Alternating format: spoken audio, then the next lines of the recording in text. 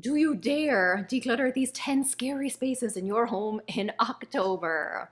Let's go. Hi guys, it's Laura and I help you live a simpler, happier, more spacious life. And I don't know about you, but for the last quarter of the year, I am ready to do a big clear out. I do not want junk all over the place when the holiday season rolls around. However, it can be hard to know where to begin, but lucky for you, that's where I come in because each month I share 10 specific things that you can declutter for that month. So let's start with underneath your couch cushions, one of the scariest places in your home. I feel like looking under your couch cushions is kind of like going to a thrift store. You know, you have to kind of sift through a lot of junk, but occasionally you will find a gem. And lucky for you, it's finders keepers. So whatever cash you find down there, whatever long lost treasures, they're yours. But yeah, under here can get really grotty, so you may want to consider bringing a little handheld vacuum with you. Another space you may want to de-scarify this season is your junk drawer. We all have them. I even have a junk cupboard. Go big or go home, folks. Here's the thing with junk cupboards. We put things in there because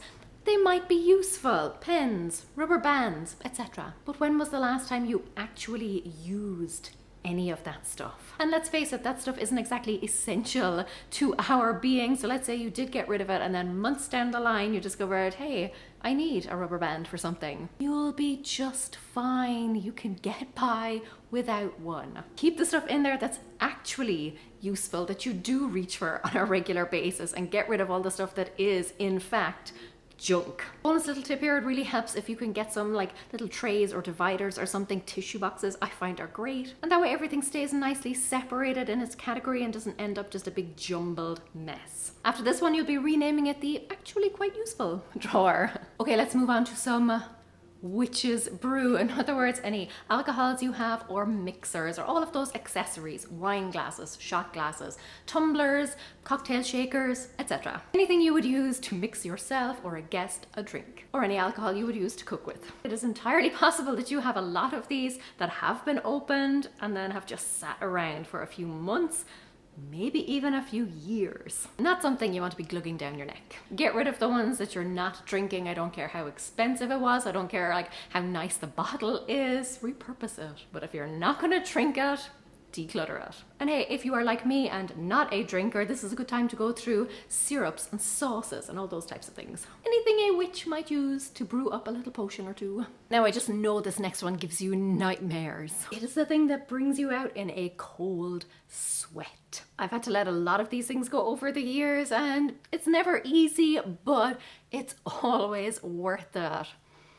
It's unfinished projects. I bet your mind immediately went to something that you have sitting around your house that you keep promising yourself you're going to finish, but somehow you never get around to it. And guess what? Every time you see it, you're not feeling great about yourself. You're feeling guilty. You're feeling ashamed. You're feeling bad. Now, here's the thing. You don't necessarily have to get it out of your house, but you do have to get it out of whatever space it is taking over. You have to get it out of your line of sight. Every time you see it, it is playing that negative feedback loop. Either give up the ghost on it completely, you know, like donate it, trash it, recycle it, whatever needs to be done, or just accept that it's not a priority right now and you can tuck it away out of your sight, out of your mind, and stop yourself from feeling bad every single time you see it. Maybe you'll pick it back up someday. Maybe you won't, but you don't need it taking up precious real estate in your home when right now you have other priorities. Okay, let's hit one of the obvious ones, and that is seasonal or Halloween decorations, decor, accessories. So easy to pick them up because they're generally inexpensive, but then so difficult to let go. But again, like with the unfinished projects, they're things that are sitting there taking up space and generally making you feel bad because you feel that burden. Every year you see all of that stuff and you think, oh, I really should decorate. It's time to decorate. I have to pull all of that stuff out. It's time consuming and it's energy consuming, and not everyone wants to do it. Do not fall into that trap of thinking that you have to decorate for a season or for a holiday. If you don't want to do it, that's just fine. Stick to the things that you actually look forward to bringing out this time of year, and then just let go of the rest. I will not be getting rid of Jack back here though.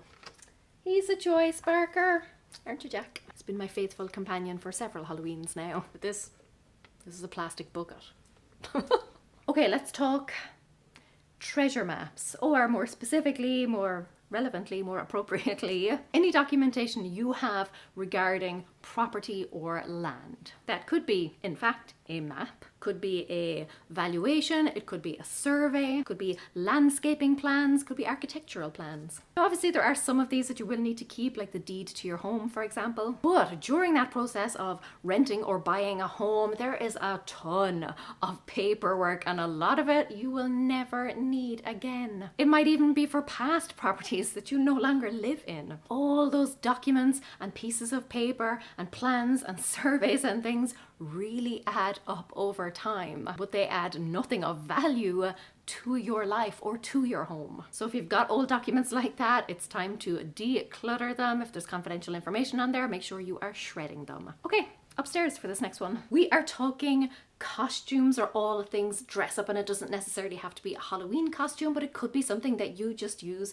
to get dressed up, either for a fancy dress party, or it could be just like a ball gown, something that you would use to get yourself dolled up. It could also be costume jewelry. Listen, these things can be expensive, so when you buy one, you don't want to get rid of it immediately afterwards. Like, you don't want it to be one use only. You want to try and get your money's worth out of it, but what are the chances that your kid or you are going to wear it again? Like, what are the chances you're actually going to get your money's worth? If you will wear it again, amazing, go for it. But if not, then gift it or donate it, and everyone's a winner, because you will clear up some closet space or some space in like a toy trunk or something, and someone else will get to get a good costume, hardly ever been worn, almost brand new, for a fraction of the exorbitant price. And round it goes. Listen, I always say that I'm going to like DIY a costume, but with my creative skills, actually might be worth doing, because it would turn out terrifying. Just awful.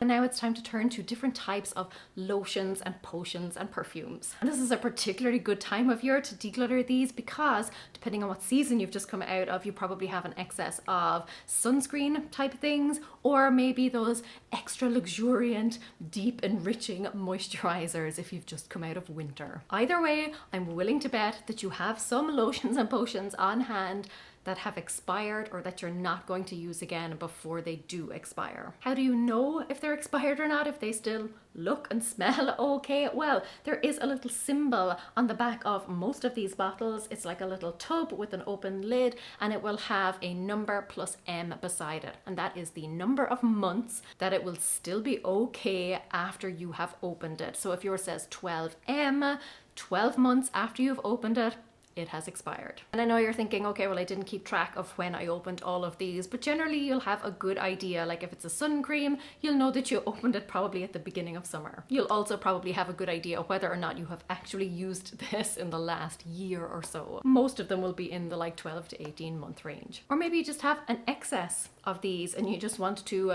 re-gift or donate or otherwise get rid of all of the surplus stuff and free up some extra space in your bathroom, your toiletries cabinet, wherever you keep all of this stuff. Look, I know you bought that hand cream, you didn't really like the smell of it, but you left it there because you thought, well, when I run out of my other one, my preferred one, this will come in handy as a backup.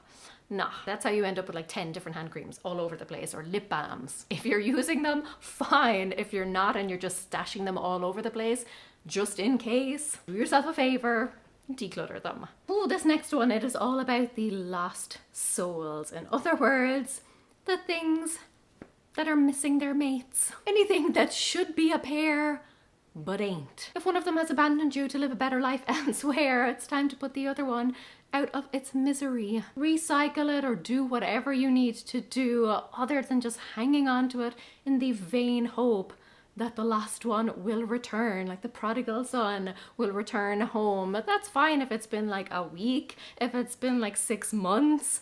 You're just gonna have to abandon all hope, ye who enter here. I'm pretty quick about getting rid of soul socks because I wash all of the dirty clothes every single weekend, so I know that if it doesn't turn up in the next wash, it's officially missing in action. So when two become one, it's either a sappy love story or it's a sign that it's time to declutter. My lovely assistant has decided to join us and wreck the bed in the process, but this next one might just be the scariest thing of all. Bras.